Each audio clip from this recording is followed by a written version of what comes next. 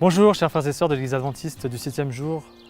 Ellen White dans les années 1800 a écrit que les prédicateurs ne pourraient pas apporter le message partout et qu'on aurait besoin de nos publications, de nos pages imprimées pour toucher ces personnes.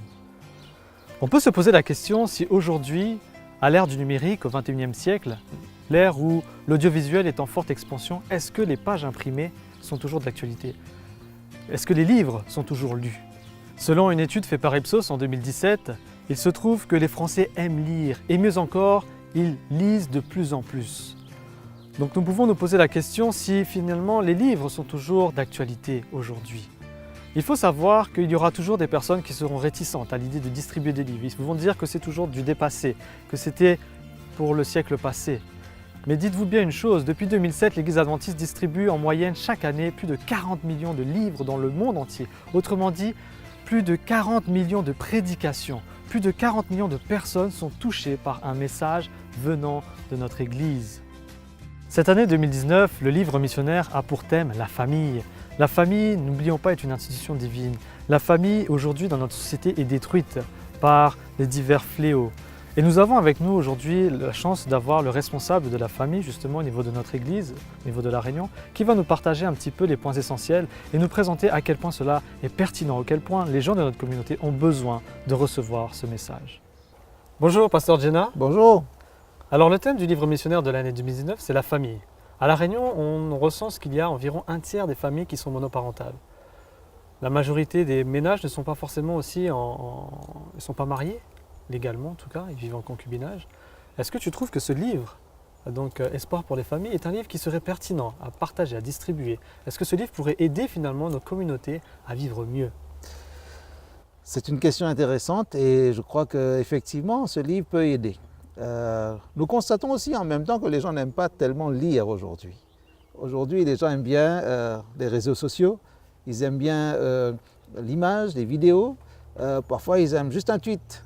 Mais le livre a une vocation pérenne et qui peut donner du temps à réfléchir, à comprendre, à analyser.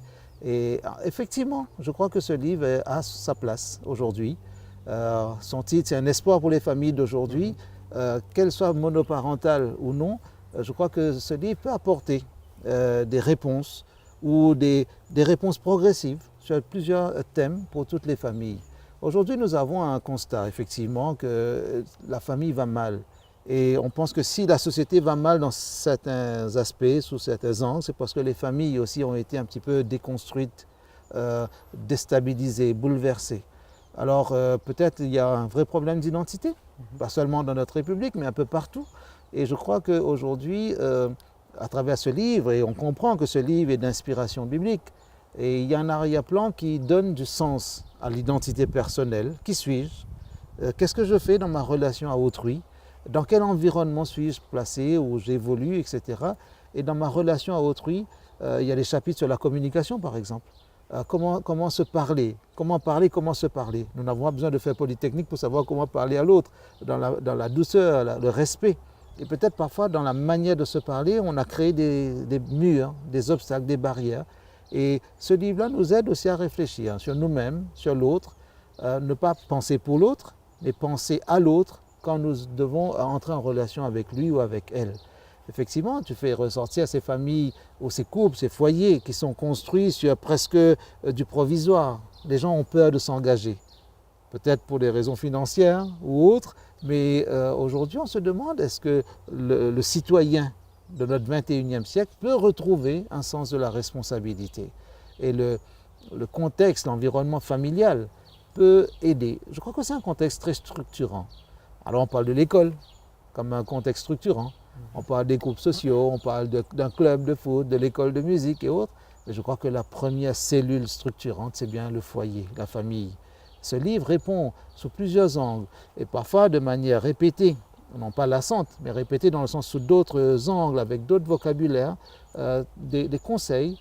En tout cas, avant d'arriver à des conseils, les auteurs, parce que c'est un couple qui parle dans ce livre, en parlant de leur propre expérience, ce couple dit aussi comment, dans le foyer, on peut se nourrir mutuellement de pensées saines, cohérentes, respectueuses. Alors, aucune famille n'est parfaite, aucun couple n'est parfait. Mais ce qui est intéressant et qu'on découvre aussi dans ce livre, c'est que tous les foyers sont perfectibles. nous pouvons tous être en chemin de progrès. Et ça, c'est une bonne nouvelle. Espoir pour les familles d'aujourd'hui. Oui, je suis convaincu qu'il y a de l'espoir parce que dans ce livre, les auteurs mettent en évidence Dieu, Jésus, le Saint-Esprit qui peut aider.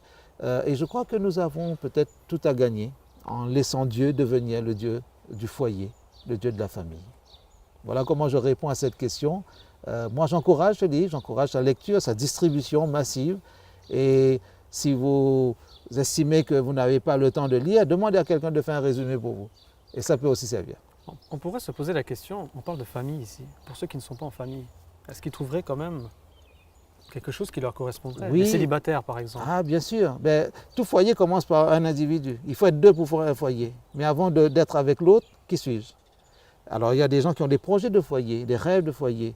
Ce livre répond à des besoins, pas à des envies. Parfois, nous courons après nos envies. Et là, je le dis pour tous les célibataires. Parfois, il y a des rêves. Mais il faut réfléchir si dans tous nos projets, dans toutes nos courses, nos objectifs correspondent à nos besoins ou à nos envies. Nous pouvons nous ruiner en termes de temps, d'énergie, d'argent, en courant après nos envies, mais nous pouvons posément construire en fonction de nos besoins. Et il y a de la place pour tout le monde. Divorcé, personne seule, personne qui voudrait construire un foyer. Et ce qui est bien, c'est que l'individu est au centre. On parle à l'un avant de parler aux multiples. Merci Pasteur Djena. Donc Oui. finalement, nous nous rendons compte que ce livre est vraiment pertinent pour tout le monde, qu'il soit célibataire ou pas, qu'il soit en couple ou pas, tout le monde trouvera sa place dans ce livre. Oui, moi je dirais que ce livre est d'utilité publique. Chers frères et sœurs, la question se tourne vers vous maintenant. Est-ce que vous êtes prêts à partager ce livre, à donner la possibilité à votre entourage de trouver de l'espoir dans leur famille respective?